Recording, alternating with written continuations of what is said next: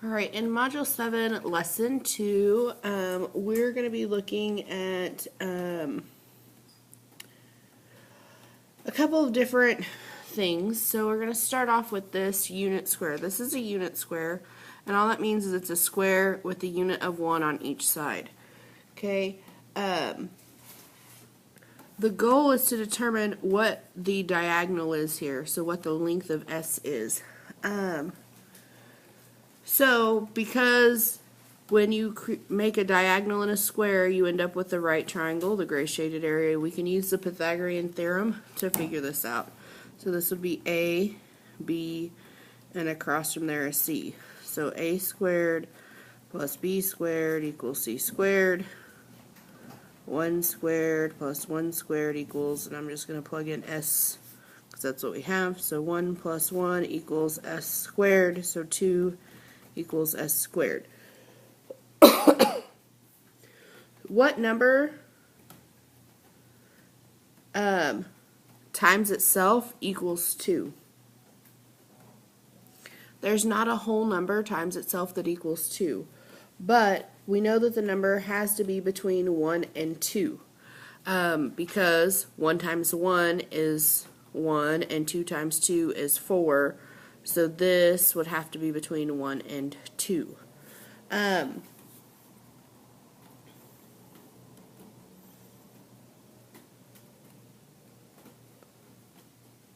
Okay, we can show that the number must be between 1 and 2 if we place the unit square on a number line like this. So we have the number line down here at the bottom, 0, 1, 2. We have the unit square here and the diagonal. And so they just took an arc and made it go around like this, so the arc goes through the number line right here. So it shows that it's between 1 and 2. We can see that the length of OA, so from here to here, if we were to bring that down, is between 1 and 2, but precisely at point S. So our goal is to determine what point S would be. From our work with exponents, specifically squared numbers, we know that 2 is not a perfect square. There is no whole number times itself that equals 2. Thus, the length of the diagonal must be between 1 and 2, the integers 1 and 2. And that's what we can see here on the number line.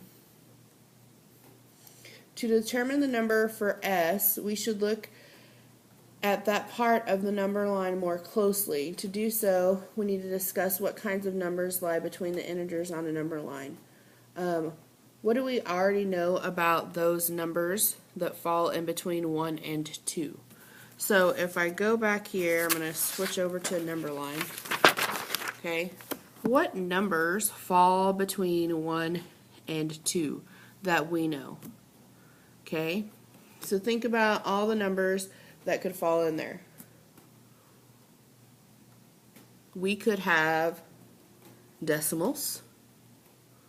We could have mixed numbers. We could have fractions. Okay, so all different things could fall in here. We could say, okay, here is in the middle, that's 0.5. Here we have 1/4. Here we have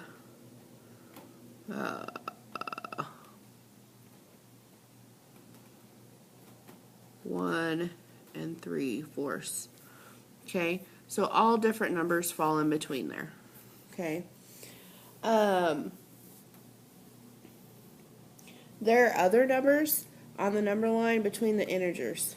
Okay, so these numbers are what we would call rational numbers. They have an end result. The decimal, if we turn them into a decimal, the decimal stops or terminates. There are other numbers that we can have in there called irrational numbers, and those would be the square root of whole numbers that do not equal a whole number. So, for example, the square root of 2 would lie in between there somewhere. Okay? So, when we talk about the square root of some number, okay, just means, okay, what number times itself equals that number. So what number times itself equals B. Okay, so then my question is, before I ask a question, so when we see this, we're always expecting to see the positive number, but it could also be a negative number. So just know that it could be positive or negative, but normally we're going to ask for the positive value. Okay, so what is the square root of 5? The square root of 25. So the square root of 25 equals what? What number times itself is 25? The positive 5, because 5 squared equals 25. Okay, what is the square root of 9? What number times itself equals 9? That would be 3, because 3 squared equals 9. Okay, so we're going to go over and we're going to do these first exercises here. Determine the positive square root of 81. So the square root of 81 is 9, because 3 squared equals 9. Determine the positive square root of 225. So the square root of 225 is 15, because 15 squared is 225. Okay. The positive square root of negative 36. There is not a number times itself that equals negative 36. Any number times itself will be a positive number, so this is not possible. Okay, so the number negative 36 does not have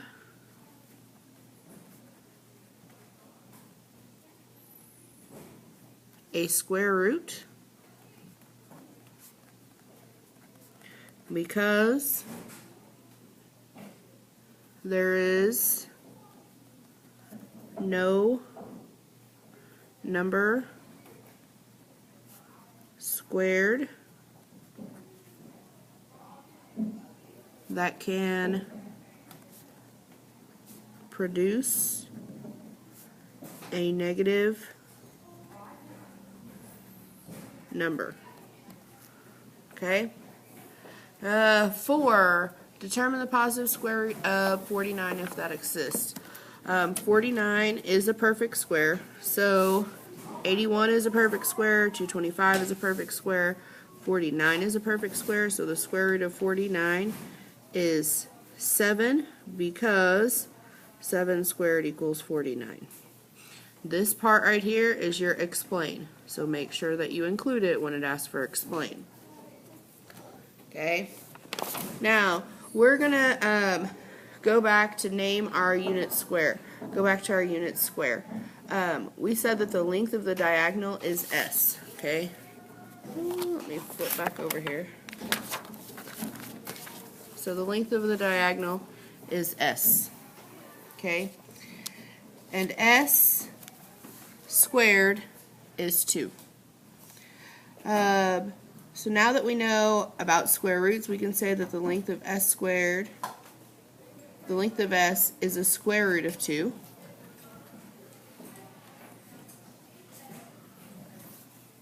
And that the number of the square root of 2 is between 1 and 2. So let's look at the number line here on your packet, and take the number line from 0 to 4. Okay, we have this number line here. I want to place the numbers. I want you to take a second and place the number the square root of 1, the square root of 4, the square root of 9, and the square root of 16. Okay? So what this is asking is what number times itself is 1. That would be right here, square root of 1. What number times itself is 4? 2 times 2 is 4, so this would be the square root of 4.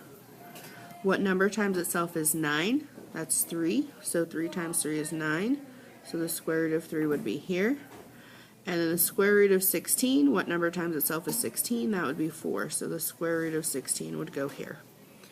Okay, so we have those on a number line, and now we've got to place the numbers, the square root of 2 and the square root of 3 on the number line. Okay, so we already have these square roots right here, and square roots are just like regular numbers. It's like counting 1, 2, 3, 4, 5, 6, 7, 8. Oh, I wrote the wrong thing here. This should be 9. Sorry. 1, 2, 3, 4, 5, 6, 7, 8, 9, 10, 11, 12, 13, 14, 15, 16. So the square root of 2 and the square root of 3 would be between the square root of 1 and the square root of 4. And we could even get more precise and say because they're evenly in between this, we can evenly space them out here. So about here, I would put the square root of 2, and about here we would put the square root of 3. So the square root of 1, square root of 2, square root of 3, square root of 4. Okay? So by looking at this, and we knowing that these are equal intervals right here, this is the same amount as this one and this one, okay?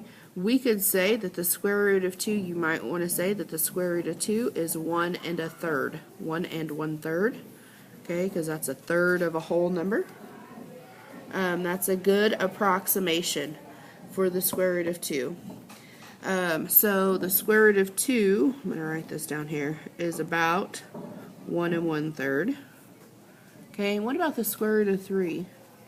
The square root of 3 is about 1 2/3. Okay, those are good approximations. But the spacing is just speculation right now. Okay, so that's just a good estimation, but we don't know that for sure. Now we're going to place the numbers square root of 5, square root of 6, square root of 7, and square root of 8 on the number line. So now we're going square root of 5, square root of 6, square root of 7, square root of 8. Okay, so back to our number line. I'm going to use this again. So these numbers, 5, 6, 7, and 8, are between 4 and 9. So they're going to go in here. Okay, so then we would have 1, 2, 3, 4. I like to evenly space them out because it makes little sense to me. Okay, so 1, 2, 3, 4. So we'd have the square root of 5, square root of 6, square root of 7, square root of 8. Okay, and same reasoning, they should be all about the same interval, the same amount, so that's why I try to space them like this, the same amount in between each one. Okay, and then we could even go in between 9 and 16 and do square root of 10, square root of 11, square root of 12, square root of 13, square root of 14, square root of 15 in the same manner. So 10, 11, 12, 13, 14, 15 is 6, so I would need 7 equal spaces, so 1. Okay, so square root of 10, square root of 11, square root of 12, square root of 13, square root of 14, square root of 15. Okay, our work on the number line shows that there's many more square roots of whole numbers that are not perfect squares and than those that are perfect squares. So there, if we look at this, there's 1, 2, 3, 4 perfect squares, and then 1, 2, 3, 4, 5, 6, 7, 8, 9, 10, 11, 12 that are not perfect squares. So there's a lot more not perfect squares than perfect squares. So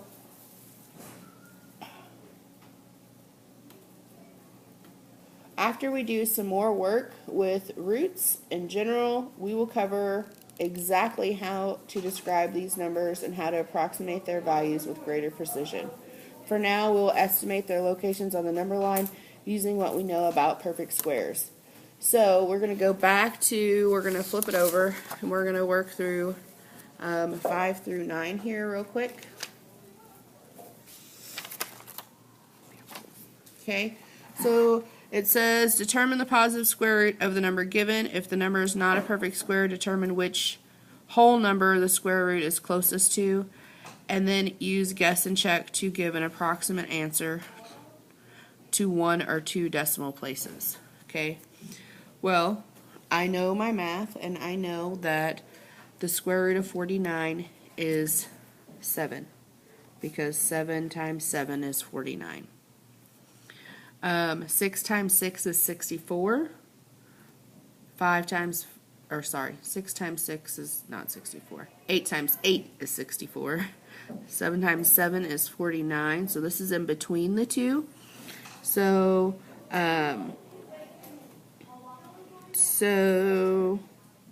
6 squared is,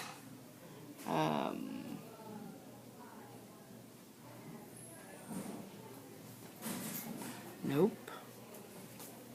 7 squared is 49. 8 squared is 64. So it's in between these two. So if I look at this, it is much closer to 8 than 9. So the square root of 62 is closer to 8. Period.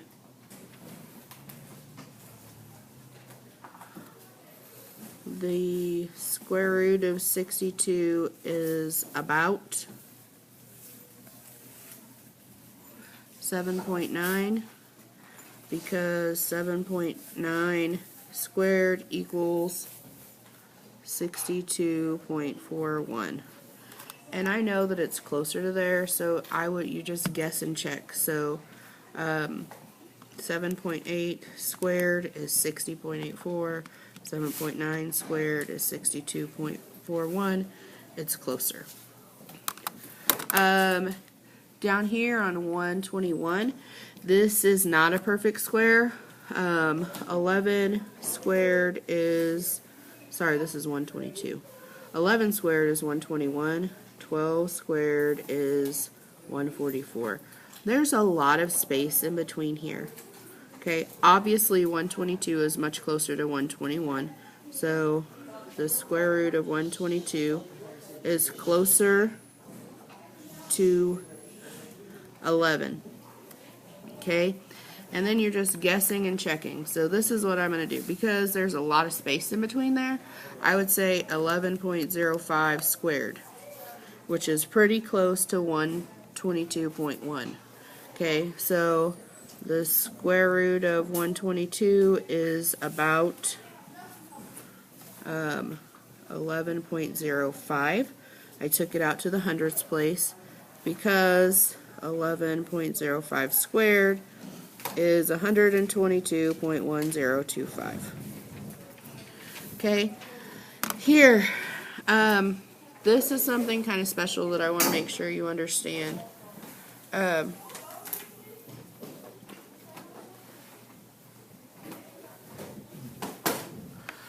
So what we have here is a square root, and I can take the square root of 4 and I can get 2, and because there's 2 zeros, we're going to break them apart, and this would be 20. 20 times 20 is 400.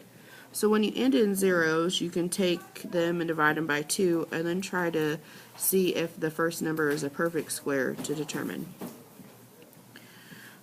Which of the numbers in exercise 5 through 8 are not perfect squares? 62 and 122 are not perfect squares. because there is no integer whole number, positive whole number, to satisfy x squared equals 62 or x squared equals 122. Okay, so in summary, okay, a positive number whose square is equal to a positive number b can be denoted with the square root symbol. This is the square root. That is the square root symbol. The square root symbol automatically denotes a positive number, so make sure you know that. A square root of a perfect number of a whole number is that whole number. However, there are many whole numbers that are not perfect squares. So if you take the square root of a perfect square,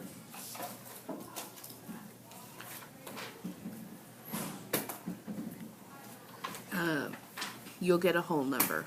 If you do not, if the square root of a non-perfect square, you will not get a whole number.